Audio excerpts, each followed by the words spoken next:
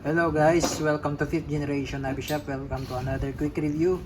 So meron tayo dito ngayong i-review ni na unit, request ni Sir Loloy Puertes. Shout out kay Sir Loloy Puertes.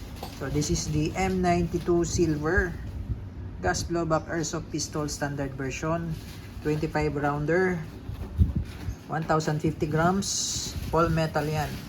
Silver color, standard version. Made in Taiwan po ito. WE. Basta WE, made in Taiwan yan. Ayan. Ito yung kanyang box. Ito yung kanyang manual. Tapos may kasama na siyang gas. Ito naman yung kanyang propellant. Ito yung kanyang hangin. Tapos ito naman yung kanyang bala. 0.23 grams yan. Ito yan. Yung bala niya. Plastic ball. Plastic BBs. Iba kasi yung bala ng airgun. Ito yung bala sa airgun. Ito naman airsoft pistol to.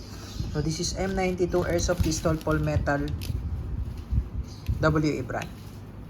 Ayan. So 24 plus 1, that's 25 rounder. Ayan yung magazine niya. Ayan, ayan yung magazine niya. Tapos ito meron siyang manual safety, ambidextrous manual safety yan. Check na natin safety. Okay, so working manual safety. Ayan, safety off. All metal yan. Naka-fix yung kanyang side niyan. Sa front naka-fix. Sa rear naka-fix yan. Yan, hindi na yan na-adjust. Sa front naman naka-fix din yan. Yan. M92 silver. Tapos ito naman yung magazine niya. 24 plus 1 or 25 rounders. Gas magazine, metal din yan. Okay, so baklasin natin yung unit. Lagyan natin ng lubricant or silicone oil.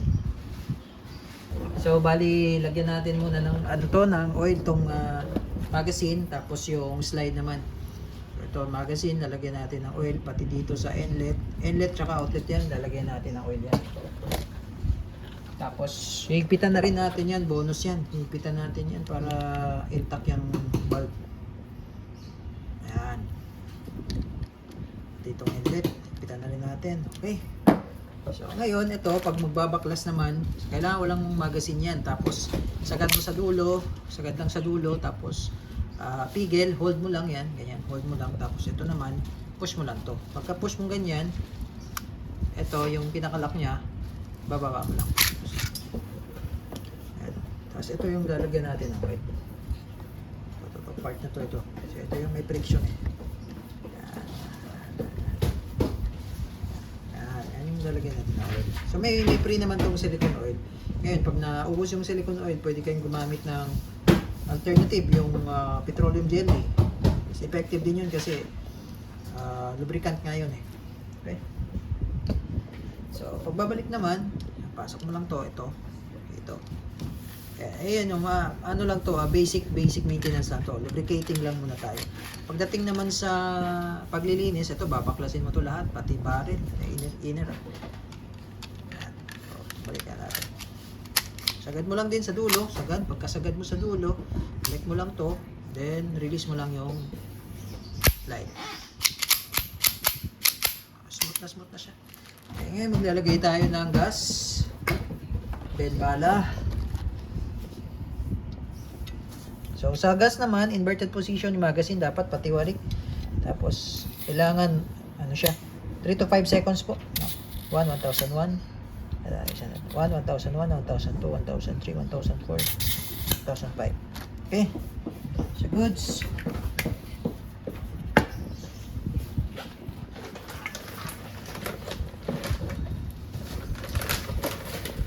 So gamit natin 0.23.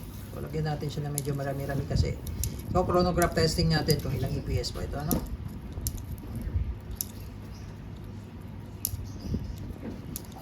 Kailangan yung bala double alternating. Kasi double stack po 'yan eh. Ayan. Okay, so goods na 'yan. Okay na muna 'yan.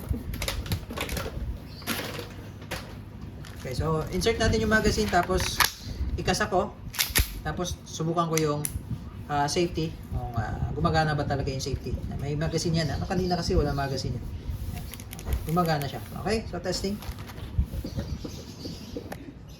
Okay, chronograph testing tayo. Tingnan natin ilang EPS tong si M92 Silver. Okay, so naka-safe na pala, nakakasal na pala to. So, safety off. Firing. 342.7. 346.6.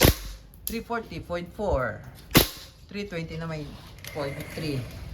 Accuracy testing. Okay. Firing. Okay, goods.